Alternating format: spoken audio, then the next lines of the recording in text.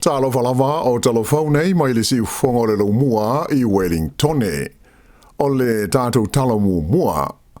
Ua amatai le so ona te tala le awanoa mo tangata e fia wawe whaia lātou pālota I le pālota tele New Zealand lasas fulfa o ke topa.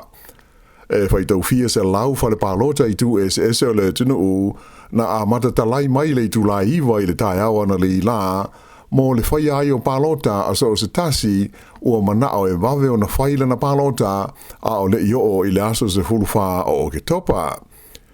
O le totele o lau pālota ua uma o na mau atu I le meli a lātou pepa e whaingo fia ai o na whaia pālota. Peita ai sa whailo mai e le ofisa o le komisi o whainga pālota.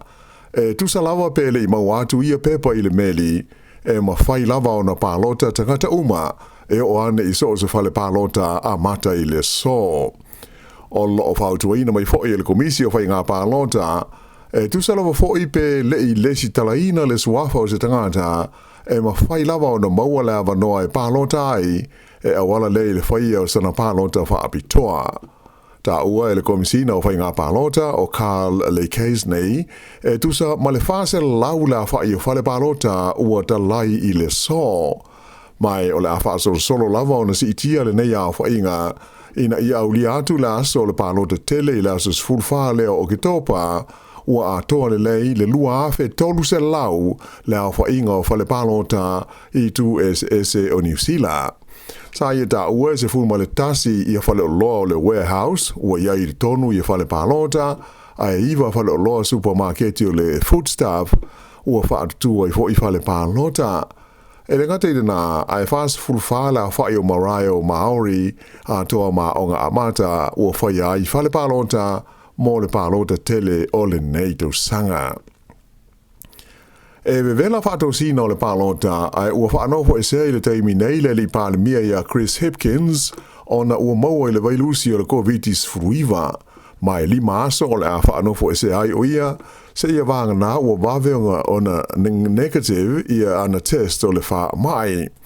O se whaasara launga aloa ia mai lau fisa o le pālemia na ta ua mai ai e ui ina maua Chris Hipkins I le wha mai ai o le a wha awau pea o nga lue o ia e awala I fesota inga tele wawawe I lunga o le Zoom. O le san nafi le sa wha I loa ai whala wa I tele le li pālemia I lunga o fesota inga tele wawawe ua maua o ia le vairusi o le COVID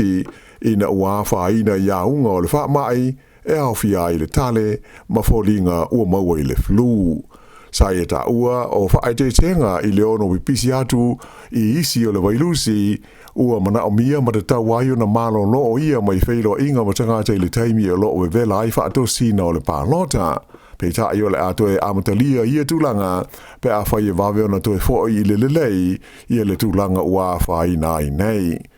O le wha le tonu sa le I mawhai ai o na whaatasi ane le li pālemia I se sauni ngā lotu o Sāmoa I le ai o mangele I le tai au le sāna nafi.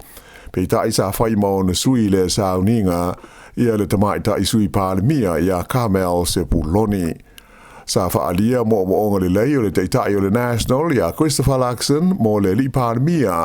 mai e tārusia ia wawe o na toe maualo na mālosi ma whaawa waipol kalame whaatosina o le pālota o loma nei.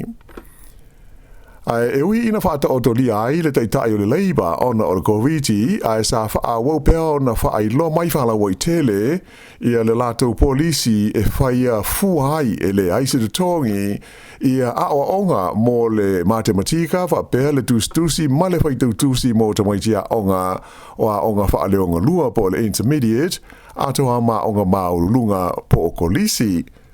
O le sui pālemia ia Carmel se puloni na whai masui o Chris Hipkins e whailo mai whala wai tele ia lea whainga whaamaya le leiba e se sauninga na whai ei au ki lani sifo ana nafi. Sa whape fo ia na whaasara la wina alo ia ai le sauninga le manifesto ale pātia le leiba. Lea olo o au ili na ia lantou polisi ma whainga whaamaya ua uma na whailo mai whala wai tele e au fia ai se fuafuanga whaapitoa e se fulu o na vaenga e ke soa ni ai mo tangata uma I le tau whaititia leo le maua lungo le tau o loa e pei ona iai le nei vai taimi. a fai to tu lai mai le fai ngā malo le leiba e se lau miliona ta la le vai ngā tupe ua fuafuaina e whaau ngā e fai e fuai i a awa onga mō mata upu e ai le matematika whapele tusi ma le fai tau tusi ai le ngata lea o le a fai ai fo i le vai ngā tupe i a por kalame mō le wha le leia tidi o le to mai ma ngā wa au fai a onga mō le awa oina o mata upu fau whaau popo awa noa mō talavou o leo toi a onga ma mana umia ni awa noa le lei mō lo lātou lumanai. Sa whailo mai e le sui le leiba mō mata upu tau awa onga o le tamaitai o Tian Tineti e 2 miliona le a whaai o i tu la whaau popo o Paul Kalame wha le awa onga le nei o le a wha tino ina i lalo o lea polisi wha apitoa mō ta maiti o wasenga fitu a ngai i le tausanga se fultolu ina ia mauti noa e whaalele iai o lātou wawa o ina ma le tomai i le matematika a toa ai ma le tusi ma le whaitau tusi. I le taimi nei o lea ua whola mai fo ima whaai loa whala wa i tele le taitai o le National i a Christopher Luxon i le fuafuanga a toa ma mea o le a ave iai e lana pāti i le wha mua e wha tino i le tonu o le se lau aso mua o se whainga mā loa lātou te teita ia pe a uma le pālota i le asos fulwha o le māsina nei. O le taimi nei ma le tūlanga o lo o mai tawina i suenga i manatu ma la ngona o le au pālota e wholinga mai ai e ono manu mā loa le National ma tūla i mai e teitai leisi whainga mā loa e so o i nei e New Zealand. O le tauna unga o le suenga o pito lata mai wātangi ai e ono maua e le National ma le Act le au whainga e ono sfuru ono no fua i le Parlimene. O se au whainga le mautino ai ua lava matutoe lea e la ua te whaavai na ai ma pūlea se whainga mā lo fau. O ana nafi lea sa whailo mai ai le taitai o National i a Christopher Luxon ua uma o na whaata oto le lato Paul Kalame o ngā luenga whaatino o le a ngāru lue ai mo le ulua i se lau aso se whainga mā lo la tau te teitaia pe a uma le pālota o le asos fulwhao o ke topa. O le fuafuanga whaata atia e au fia ai ngā luenga tau le tamao a inga e pei o le avesea lea ma le tau fia o nisi o la whonga tutongi whapea ngā luenga tau i le pui ngā saonga le mū ma mata upu wha le tū la whono ai mai se o awa onga ma ngā luenga tau le soi fua maro noina ai whapea ai whale ma awala o whela ua inga. Sa toi wha mawhaina mai hoi Christopher Luxon a whai o lātou o le atula i mai le teita inga o le malo o le a lātou so loia ma ave sea le la whonga le o lo iai le teimi nei mo le pensini ma le swau u mo le tu malo o Kilani le Auckland Regional Fuel Tax. E le ngata i lea, ai o le ala tau tue wha mamaluina le iwas furuaso e whai ngā luenga wha taita i aiso e stangata whai ngā luenga whau i le tono se pisi nisi tūma oti. Mai o le ala tau wha le leia le Paul Kalame whai e fuaisu e suenga o tina mo le kānesa o susu ta uafo i Luxon o le aso loia e se whai ngā malo a le National i le tūla whono o le sua vai po le Three Waters e pei ona te te e malo si i ai le lātou pāti. A o iei pēa i mea tau upwhai o malo o toi wha mamafa mai e le pātia le Act i alana fuafuanga e so loia matawhia le toi whai o nisi Paul Kalame a toa mani tūla whono o loo iai i le taimi nei. E au fiai i ia fuafuanga le Act, le so loia leo molienga mo tongi tala whengai, po le tūla whono le ta ua o le Fair Pay Agreements, i le mā o kompani o na ngā luenga, mata ngata whai ngā luenga. E le ngata i lea, a whai o le au fia le Act i se whai ngā mā lofau, o le ana tau una ia fo i le tau fia lea, mo le tolu o tau sanga so o le whaia ni si itanga i le tutongi au pito māua lalo po o le minimum wage. Mai o le au lātou toi so loia le tū la whono mo le aso malo lolo tele lea ua wha malu nei le aso lua o Januari. E pei ona si la fia o le aso malo lolo nei le aso lua o Januari e whailonga i nai le tausanga fau o tangata Māori. Mai na amata wha malu mai le tausanga taruai o se aso malo lolo tele mo tangata uma o New Zealand. Whaalia le taitai le Pātia le Act o David Sāmoa o ala tau fuafuanga umanei e tasia le aunga ina ia le lei ia le tamao ainga o New Zealand ina ia ola ma whaingo fie o na whai ai bisi nisi la iti. E leisi whainga o le tātou tala, ua sili atu nei le 5 la whainga o tangata ua whaina i le mai ma le siama le taua o le Cryptosporidium le ana a mata vipisi i le ai o Queenstown i le masina na tua na i tu nei.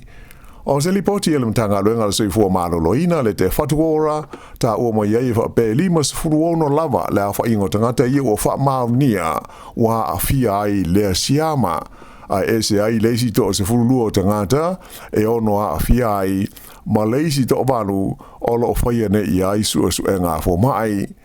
O le siama le nei a fia te le aile la walo le tangata soi fua mai o lo whanga solo pe i ai sua suenga le mtanga luenga le soi fua maloloina mo le fia wha mautu ina o le pongai.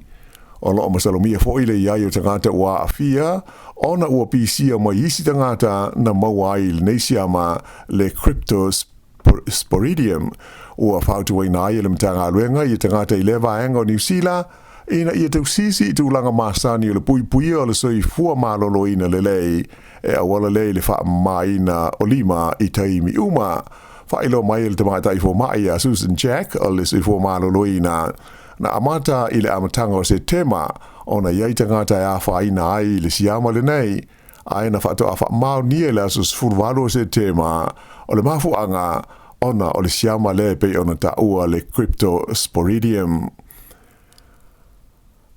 Ua lipatia mai le si tia o le tūlanga la matia o se vaenga tele o le tūlangi saute sa sae o le stete o New South Wales i Australia i niafi mani mu o le tunga vao ona o le malosi o le vevela o le ea. Sa ilonga o na vevela le tau i le vaenga o Australia le whaenga o le vaiaso a mai se ale a sa nafi. Sa valo ia le ofisa o le tau le o atu i le 12 degrees e mawulunga ai le fua o le vevela na i lo le tūlanga e masani ai. Mai o le ai o Sydney, sa ono o atu i le 12 degrees Celsius i le fua o le vevela o le ea. E tā le lua i le awauli e nafi, wa o i le 12 ma le 1 degrees Celsius i le fua o le vevela i malaiwa ale le tele o le Kingsford Smith Airport i Sydney. E tusa lea ma le se 10 degrees ua mawulunga ai, na i lo le fua e masani ai e taimi le nei o le tausanga. O le o mai i le nei tūlangi o le Kilope, o le tūlanga le ua whaingoina le au wa ai tau o le El Nino, ua whapeona mawulunga ai le tūlanga la matia o laufanua i le tele o waenga o Australia, i ni mu maniafi e a awhia ai le tonga vao. I Australia lava i to tasil te kata na maliu a e tā awhia le whale mai leisi, i na ua osa whaia e se tā fo lalo lava whangota i le whaiunga le vai aso. Tupu le whaalawe lawe le ngata i whale o le whangaloa ingo o le Botany Bay i le ai o Sydney i le Astonai. Whailo mai e le leo e whapena taia se tāwho la le waa o nei e li i e to lua a o whaia so la whaiva na umai le ola o le totasi ai manua ti ngā ina leisi o lo o tonga fitia nei i le whale mai. O le atu tongi e le uni le kapia le tu malo le Hawke's Bay le tau atoa e toi whaale le iai le talita le Ranfurly Shield le ua tae mamalepe ina ua pau i lalo i le taimi o le latou pati fia le vaveao le sa. O le talita le nei na se i le Magpies le Hawke's Bay mai le Diona Wellington le stonai i le taalonga muli o le talita mo le nei tau sanga. E le i whaeloi na mai le uni le Hawke's Bay po ai le tangata na pau ai le te tama malepe a e na whaamani mai le uni i le mea ua tupu ma ourua i suenga na iloa ai o se whaalawe whaafose i na mafua ai o na malepe le terita. I le tala whaasolopito ua se laus furuiwa tau sanga o le uni le nei le Hawke's Bay ua whaavalu o na lato umia le terita le nei le Ranfurly Shield ai ua whaafitus furua taimi sa mawhai o na lātou pui ai tā longa maau na luina i le nāwa ai taimi. Tausanga taruai, na sei mai ai le Diona Wellington le tarita mai le Hawke's Bay, a la lela o toi whao atu le Hawke's Bay, ia ma o le a mawai le whaiungo le tausanga, tā pena ai le tauminsanga o le tausanga a sau. I laka pi liki e pe ona sila mai mo le TV na po ma ta ina le manu malo le Penrith Panthers i le lasu ngā fusi mo le Brisbane Broncos o aio le ta longa luas furuono Penrith i le luas fumolfa a Brisbane. Ua ave ai la le au le nei le Penrith Panthers ma au mua ua so na malo e tolu i le siampini le laka pi liki e Australia i le tono le fase furu tausanga ua mawai tunei. E uma le tula mua le tālonga, ua luas fulfa ai o le Brisbane Broncos i le valu a le Penrith Panthers. Na manu malo ia le Silver Ferns i le la tālonga whaita wina lona tolu i le vale ma le au le Rosa mai Engelani o ai o le tālonga i Hamilton i le astonai 5 New Zealand i 5 lua a Engelani ia mau whapefo i na manu malo ai le Silver Ferns i le ipu e whaingoina o le Tini Champions Cup i le vau awelua o latou manu malo e lua manu malo New Zealand i le tasi a Engelani. Ta longa mua e pe o ni silfia o le series le nei kalai estete na malo ai Engelani. I o le whaiunga le nā o Tala Fou.